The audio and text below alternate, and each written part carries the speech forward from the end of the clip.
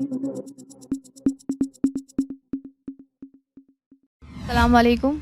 आप देख रहे हैं पाक सीन 24 न्यूज़। मैं हूं आपकी होस्ट शुमाइला खान। कराची से रिपोर्ट कर रहे हैं दोस्त Ali. Karachi Korangi Pakistan peoples Party ward सदर इरशाद जानूरी के भाई मोहम्मद सज्जाद अली जानूरी ने अपने बेटे मोहम्मद अली के लिए एक पुरमसरत महफिल मौसीकी के प्रोग्राम का इनेकाद किया, जिसमें सिंध के मशहूर शायर और गुलकार मुमताज़ मौलाई ने अपने फ़न का मुजाहरा किया।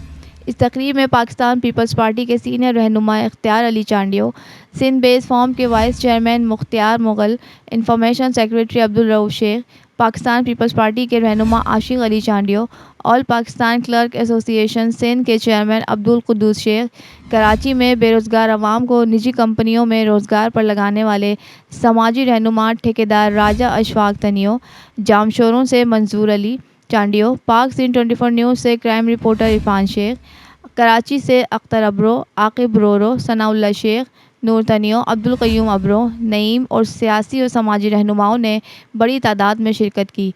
तकरीब में शायर और गुलकार मुमताज़ मौलाई ने अपने फ़न का मुजाहरा करते हुए सियासी और समाजी रहनुमाओं के चेहरों पर रौनकें और मुस्कुराहटें बिखेरीं।